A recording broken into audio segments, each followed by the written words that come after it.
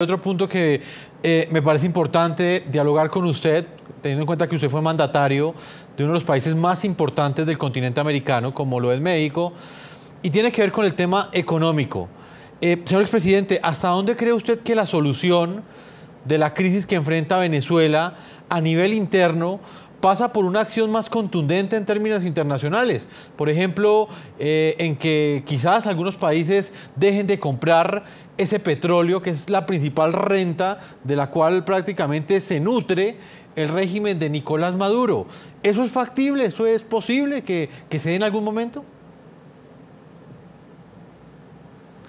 Pues la pregunta es si es posible actuar sobre, por ejemplo, las cuentas por cobrar de Venezuela, sobre las exportaciones petroleras, ¿es su pregunta? Así es, expresidente, y no solamente esas rentas por cobrar, Yo creo que sí sino que sencillamente que un país, por ejemplo, como Estados Unidos, dejara de comprarle esa cantidad de petróleo. ¿Esa solución es válida o es sencillamente ilógica? En fin, no solo es válida, es increíblemente elemental, es totalmente lógica, es obvia, yo diría, y que tiene que haber, insisto, por eso yo hacía referencia a medidas de carácter diplomático, comercial, financiero, político y otras que impidan que continúe este sistema, esta circunstancia de opresión sobre el pueblo venezolano. Señor expresidente, también llama muchísimo la atención que estas decisiones que tienen que ver con la arquitectura institucional de un Estado son muy parecidas a las que se han tomado en otros tipos de regímenes, por ejemplo, lo que sucedió en la Unión Soviética o inclusive sucedió en Cuba. ¿Usted cree que la influencia de Cuba dentro de la situación venezolana en este momento continúa siendo evidente? Es evidente, sin embargo, yo no estaría seguro de cuál sea en este momento el mejor interés de los cubanos, que son finalmente liderazgos muy pragmáticos. Sostener a Maduro a sangre y fuego, así como está, va a acabar derribando al propio Maduro y a todos los que lo apoyan. Yo creo que incluso este esfuerzo diplomático de Cuba, hecho el año pasado en las postrimerías del régimen de Barack Obama, de restablecer relaciones con Estados Unidos, tiene que ver con una táctica de alguien que sabe perfectamente que el barco del cual está dependiendo se está hundiendo, que es el petróleo venezolano, y salta inmediatamente a otro. Es un chango que está brincando de una liana que está más que rompiéndose a otra, que implica no quedarse solo y tratar de llevarla bien con Estados Unidos. Los cubanos yo no creo que sigan ganando en esta situación de mantener la situación venezolana como está. Por supuesto que lo pueden hacer, pero mire, los cambios de régimen a regímenes autoritarios, dictatoriales que menciona, pues el de Rusia fue en la primera mitad del siglo pasado y el de Cuba fue en la segunda mitad, casi a mediados de siglo. Estamos en el siglo XXI. Creo que la dictadura de Corea y la venezolana son las paradigmáticas. Hay otras en el mundo, muchas en África, desde luego, pero yo creo que ni siquiera el régimen iraní podría compararse en este momento a lo que se está viviendo en Venezuela. Es verdaderamente una vergüenza que para los latinoamericanos que toleremos que subsista una opresión así.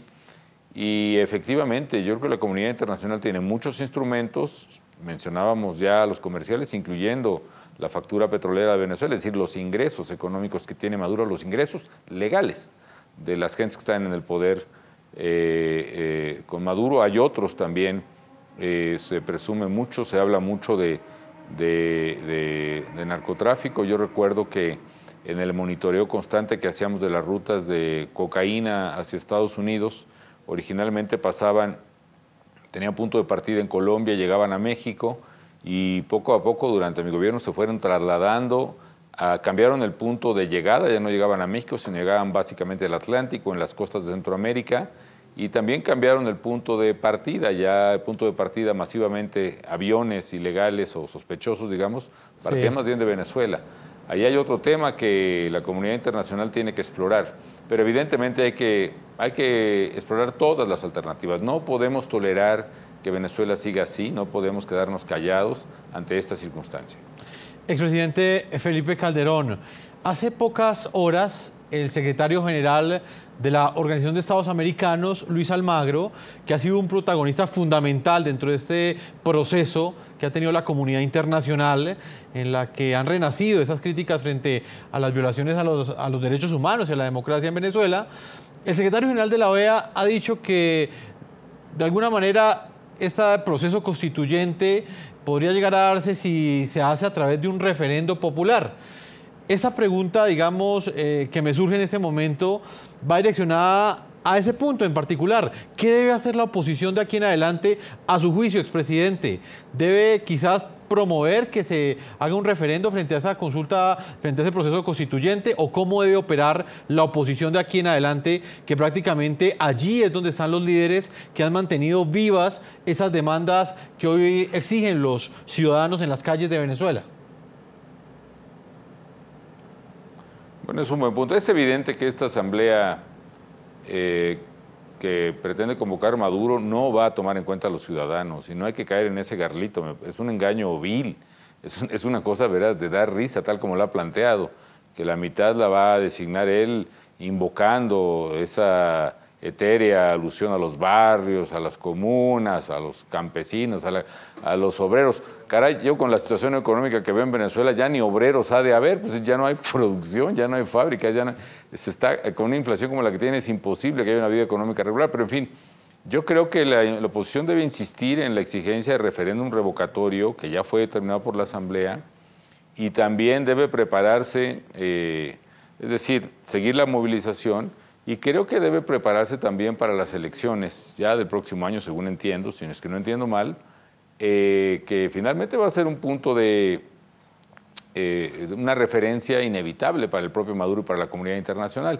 Claro, con esta asamblea puede pretender evitar las elecciones del próximo año y, insisto, la comunidad internacional tiene que reaccionar y yo le pido, sé que es difícil, pero a Venezuela, a los venezolanos, que resistan, que sigan.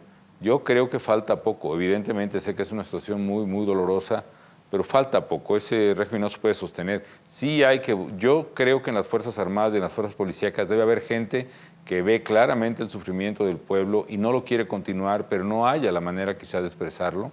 Lo que pasó en Filipinas, cuando el general Ramos, en una estrategia de resistencia civil, de no violencia, fue persuadido y finalmente pasó a las filas de la oposición y salió el dictador Ferdinand Marcos y su familia del poder, son cosas que pueden ocurrir en Venezuela, pero es importante buscar esos venezolanos responsables y que sí aman a su patria en las fuerzas del orden, las fuerzas represivas, por lo cual es muy importante que las manifestaciones, por ejemplo, no se les insulte, no se les agreda, para que quienes están ahí enfrentando a la gente puedan ser tocados en su conciencia, puedan ser persuadidos en su interior. Son venezolanos también. Ese es el secreto de la no violencia. En fin, ¿quién soy yo, desde luego, para dar consejas? Pero solamente una voz de aliento y de solidaridad desde México para Leopoldo López, para Ledesma, para todos los presos políticos, para sus familias, para Lilian Tintori, para, en fin, María Corina, todos ustedes que están luchando, estamos pendientes de ustedes, estamos apoyándolos, sigan adelante, no desfallezcan y yo creo que el final, por muy difíciles que parezcan las circunstancias, está cerca. Expresidente Felipe Calderón, para finalizar esta amable entrevista que usted le está concediendo a todos nuestros televidentes en el continente americano, quiero hablar de un punto en específico y es también lo que planteó Luis Almagro. Él dijo que este era el fin del legado de Hugo Chávez. Cuando usted era presidente de México tuvo que compartir también con el entonces mandatario de Venezuela, Hugo Chávez. ¿Usted cree que ese es el fin del legado de Hugo Chávez, tal y como lo asegura Luis Almagro, o sencillamente es la continuación de un régimen dictatorial que nació en 1999 y que precisamente su vocación era esta, quedarse y aferrarse al poder? Yo creo que es el fin, si no es el fin, es el principio del fin, que me parece que ya es muy importante destacarlo. Yo definitivamente no veo a Maduro, en Maduro la perpetuación que logró en su tiempo Fidel Castro. Ya no da el mundo para eso.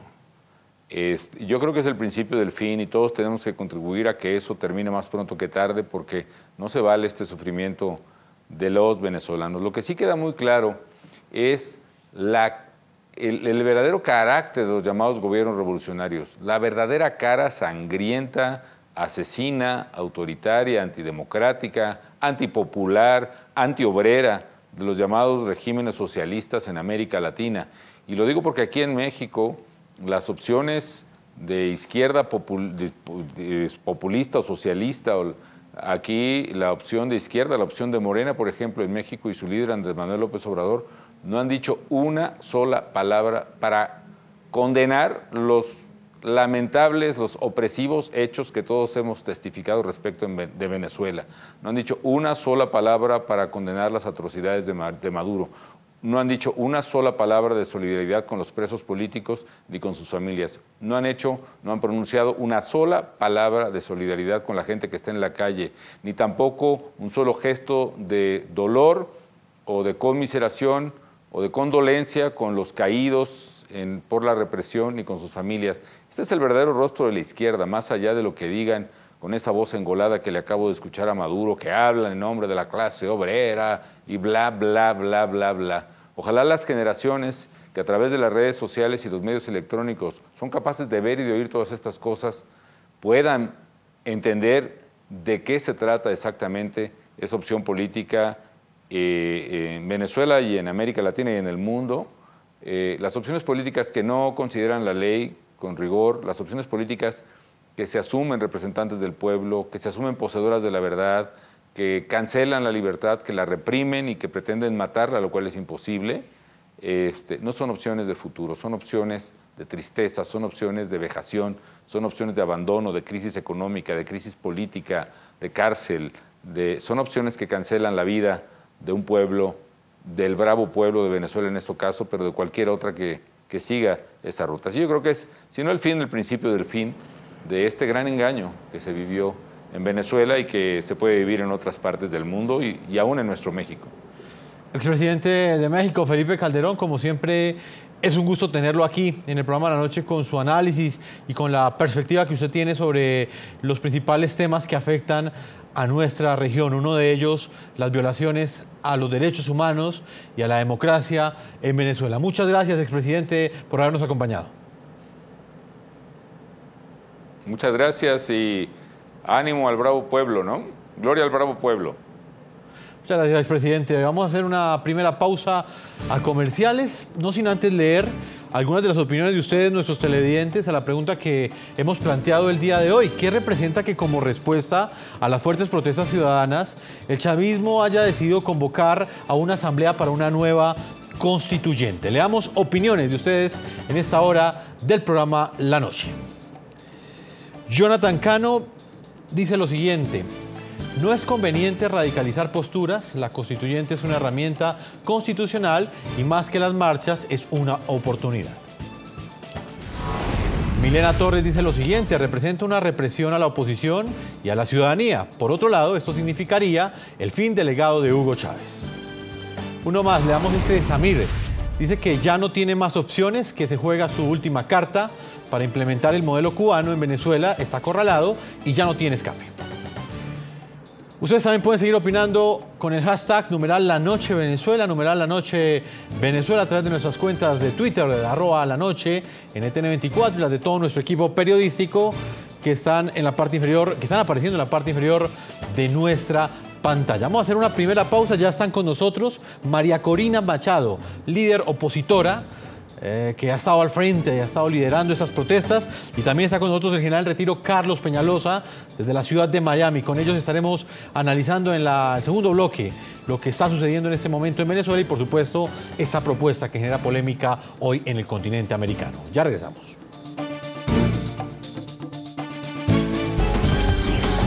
Ya regresamos con La Noche.